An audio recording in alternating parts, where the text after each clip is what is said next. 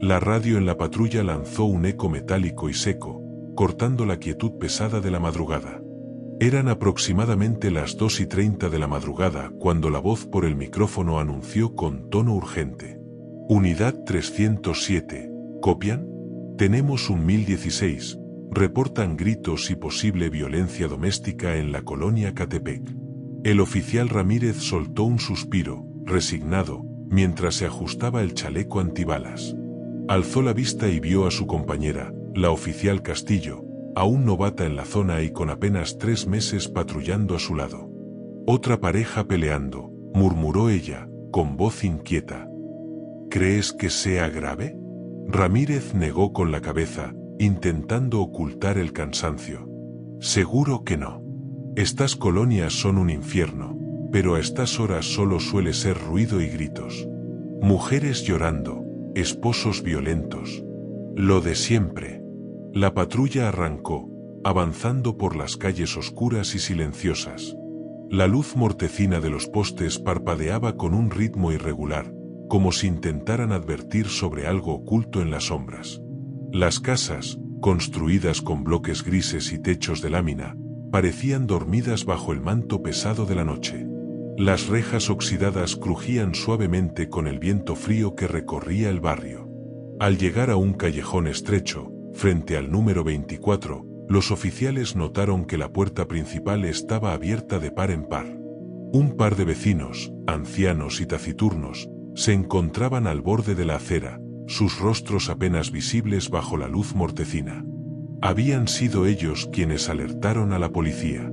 Algo no está bien, susurró Castillo, mientras empuñaba su linterna con una mezcla de nerviosismo y determinación. Ramírez asintió, su mano reposando sobre la empuñadura de su pistola. Vamos dentro.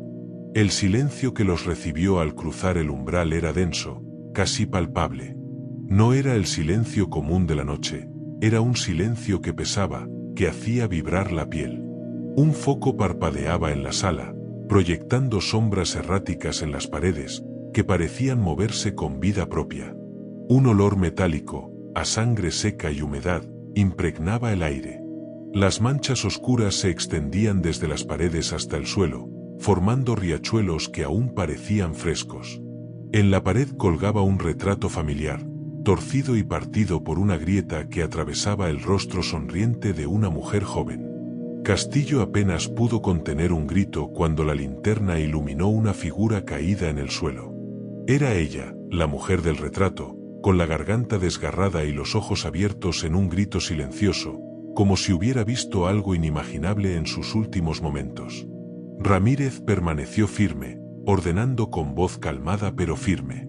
Yo reviso la cocina, tú ve arriba. La joven oficial subió por las escaleras, con las manos temblorosas. En la cocina encontró un caos que hablaba de una lucha interrumpida. Platos a medio comer, utensilios rotos, y lo más inquietante, un círculo dibujado con sangre fresca en la puerta del refrigerador. Dentro del círculo, símbolos extraños que no eran ni letras ni números, sino formas torcidas que se entrelazaban alrededor de un ojo y una cruz invertida. La sangre parecía escurrir, oscura y viscosa, formando un charco que se expandía lentamente. Un grito de Ramírez desde arriba la hizo correr de nuevo por las escaleras. Castillo subió lentamente las escaleras, sintiendo cada paso como si el piso crujiera bajo el peso de un mal presagio.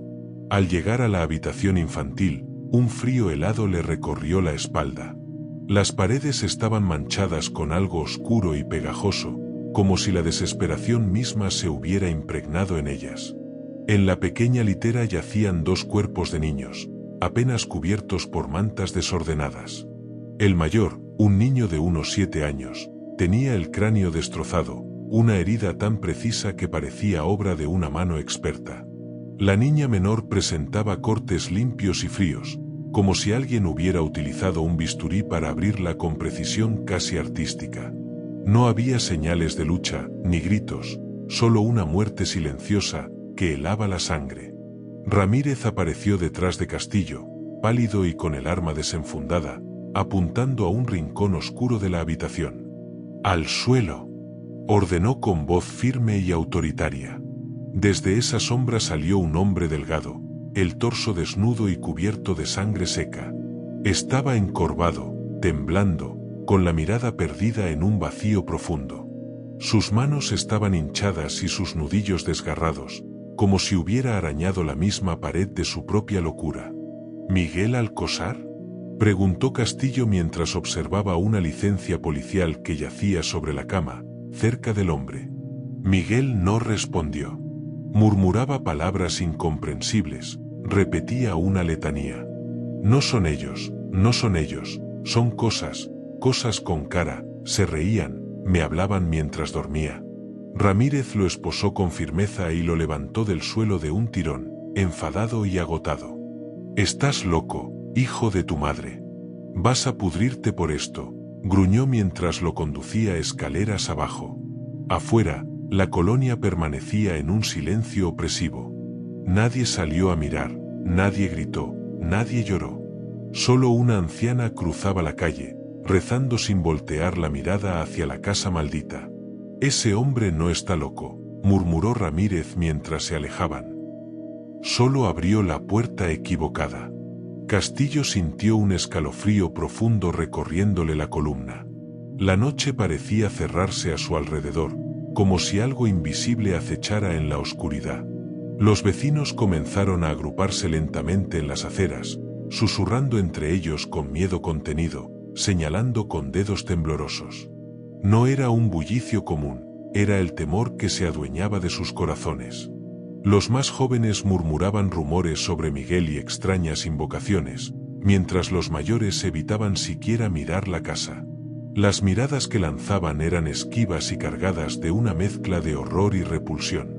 La patrulla esperó la llegada de refuerzos mientras el ambiente se hacía cada vez más pesado, como si la misma noche se hubiera vuelto un ser vivo, respirando con ellos.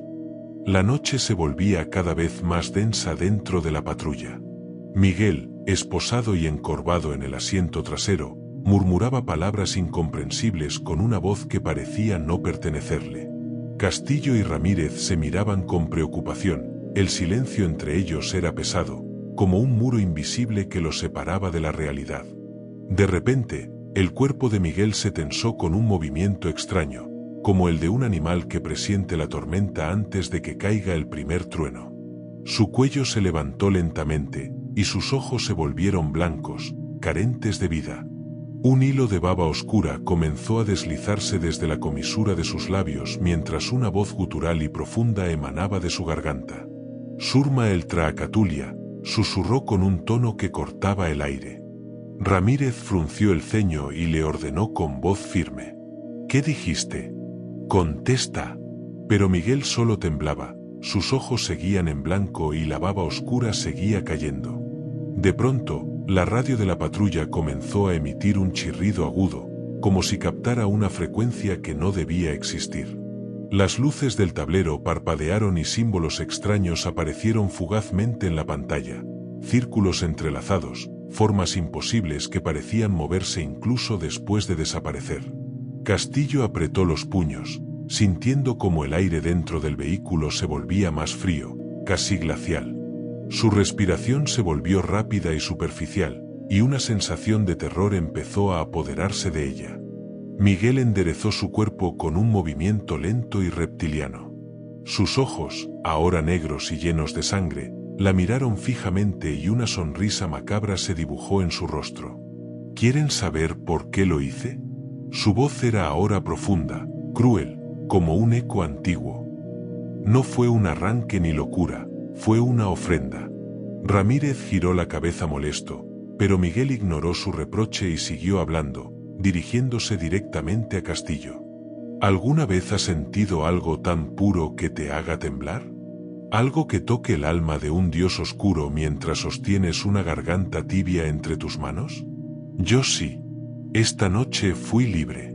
Castillo quiso apartar la mirada, pero sus palabras la paralizaron. Mi esposa lloraba mientras la abría con el cuchillo, su voz se deformaba, como si la carne gritara, y cada grito me llenaba de calor. Él estaba detrás de mí, lo sentía, me guiaba, me hablaba en un idioma que no conocía, pero que comprendía como si fuera mío. Ramírez pisó el freno de golpe y detuvo la patrulla en seco. La tensión se palpaba en el aire, y el oficial respiraba agitado, deseando sacar a Miguel del auto a patadas, pero una fuerza invisible lo frenaba. «No sé qué es, pero algo aquí me detiene», murmuró Ramírez, con la mirada perdida. «Algo que no puedo explicar». La patrulla aceleró de nuevo, con Ramírez tratando de mantener el control sobre la situación, pero con la certeza de que esa noche nada volvería a ser igual. La patrulla avanzaba a toda velocidad por las calles vacías y oscuras. El silencio dentro del vehículo era pesado, solo roto por la respiración agitada de Castillo y el ruido del motor. Ramírez mantenía la vista fija en el camino, pero su mente estaba lejos, intentando comprender lo que acababan de escuchar. Miguel seguía sentado en el asiento trasero, con una expresión que oscilaba entre la indiferencia y una sonrisa torcida que parecía esconder secretos inconfesables. Sus ojos negros destellaban a la tenue luz de las farolas, como si bajo esa mirada se ocultara un abismo insondable. «Los niños», susurró Miguel con voz apagada, como si recordara algo sagrado. «Mis hijos, tan frágiles, tan fáciles de romper. ¿Saben que suena más fuerte que un hueso cuando se quiebra? El alma». Castillo sintió un escalofrío recorrer su espalda. Las palabras resonaban en su mente, y las imágenes de la escena en la casa infantil volvían como un tormento. Miguel continuó. «Escuché cómo se desgarraba el alma de mi hijo cuando lo dejé caer. El martillo cayó mientras soñaba. Sentí como la habitación se llenaba de una energía caliente, como si el aire mismo me excitara. Smael dentro de mí me premió, me regaló la visión». Ramírez apretó el volante con fuerza, mientras la tensión en el auto aumentaba. «Y por eso hice lo que hice», dijo Miguel, con un tono casi reverente. «Hice una figura de él con su cuerpo. Él mismo me guió, se hizo a sí mismo con sus huesos y carne». «¡Qué maravilla!». Castillo cerró los ojos con fuerza, intentando apartar las horribles imágenes que ya se habían grabado en su mente, los cuerpos, la sangre, los símbolos en la pared. Pero las palabras de Miguel eran demasiado reales, demasiado crudas. «Lo volvería a hacer una y otra vez», continuó él. «Porque cada muerte no fue una pérdida, fue una llave. Cada cuchillada fue un verso sagrado.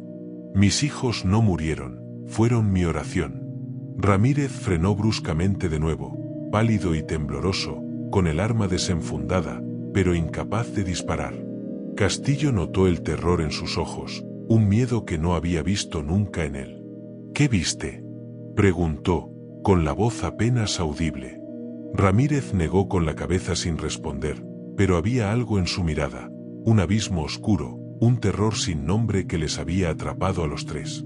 «Solo faltan unas cuadras», dijo, intentando recomponerse. «Pero Miguel no llegará. Ella ya está aquí, entró con nosotros. Viene conmigo como un prisionero más. Pero en realidad, ustedes son los prisioneros». Las palabras de Miguel llenaron la patrulla con un silencio terrible, un mensaje oscuro que parecía romper la frágil barrera que los mantenía anclados a la realidad. La patrulla siguió su camino, pero la atmósfera dentro del vehículo se había vuelto irrespirable. Castillo sentía que una presencia invisible la observaba, se movía entre ellos, lenta y silenciosa, como una sombra que crecía con cada segundo. Ramírez conducía con las manos blancas de tensión, sin apartar la vista del camino. De repente, sin previo aviso, Miguel se tensó, sus ojos se volvieron completamente negros, y una risa baja y gutural escapó de sus labios, reverberando en la cabina con un eco sobrenatural. «Ya llegó», murmuró con voz distorsionada, llena de malicia. «¿No lo oyen? Él camina con nosotros. Chumael». Castillo miró por el retrovisor, pero el asiento trasero estaba vacío. El cuerpo de Miguel había desaparecido, y solo quedaban las esposas colgando, empapadas en sangre.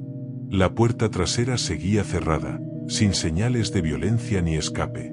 Un escalofrío helado recorrió la espalda de Castillo mientras Ramírez bajaba del vehículo con un grito de incredulidad. «No puede ser. El prisionero». Pero no había respuesta. La patrulla estaba vacía y el olor agrio a metal quemado y carne en descomposición impregnaba el aire. En el asiento delantero, con la linterna, Ramírez iluminó un símbolo extraño grabado con algo que parecía garras, una espiral que se cerraba en un ojo abierto y en el centro, una palabra escrita en sangre. La noche se hizo más oscura, el semáforo frente a ellos dejó de parpadear, apagándose por completo, como si la oscuridad hubiera tragado toda la realidad. Ramírez subió a la patrulla, temblando y sin pronunciar palabra. Castillo, paralizada, sintió como el silencio se apoderaba del lugar, una calma inquietante que escondía un peligro indescriptible. Días después, los registros oficiales solo hablaron de desapariciones inexplicables, documentos incompletos y evidencias corroídas por el tiempo y la corrupción. Nadie supo qué pasó realmente, pero en los rincones más oscuros de la red, algunas voces aseguraban que lo que había escapado no era solo un hombre, sino una entidad que ahora caminaba entre ellos. Los días siguientes a la desaparición de Miguel fueron un vacío oscuro en la memoria de todos los involucrados. Castillo, marcada por el miedo y la incertidumbre, comenzó a cambiar. Su mirada, antes firme, se volvió distante, perdida en pasillos invisibles donde solo ella parecía caminar. La colonia permanecía en silencio, con casas que parecían respirar una sombra latente. Los vecinos no hablaban del suceso, no hacía falta. El miedo era un idioma común que nadie se atrevía a pronunciar en voz alta. Una noche, Castillo grabó un mensaje, una confesión quebrada que nunca envió, dirigida a nadie o quizás a alguien que estuviera al otro lado del velo. Hay cosas que nunca nos dejaron escribir, nunca nos dejaron contar. Él no se fue solo. Algo quedó pegado a nosotros, a la piel. Sueño con un pasillo infinito lleno de puertas, y detrás de cada una hay gritos. Sé que el sacrificio no terminó con Miguel ni con su familia. Continúa con nosotros. Lo siento en cada respiración, en cada parpadeo. No es Miguel quien habla, es lo que dejó atrás. Poco después, Castillo desapareció. Su departamento fue encontrado cerrado desde dentro, sin señales de violencia, con un círculo dibujado en el suelo hecho de cenizas y sangre, con aquel símbolo en espiral y un mensaje escrito en la pared con tinta oscura. Ahora me toca mirar a través de ustedes. Los archivos oficiales se cerraron con la etiqueta desaparición inexplicable. Nadie volvió a hablar de Miguel Alcocer, ni de Ramírez, ni de Castillo. Pero en las sombras de la red profunda, en foros ocultos, algunos compartían imágenes inquietantes, cuerpos sin órganos, símbolos extraños grabados en paredes de iglesias abandonadas y una frase que se repetía como un susurro. Chumael camina entre tus parpadeos. Dicen que si pronuncias su nombre en voz alta frente a un espejo sin reflejo, algo se mostrará. Los testigos no mueren, solo se abren. Ahora que conoces su historia, ¿tú también lo escuchaste?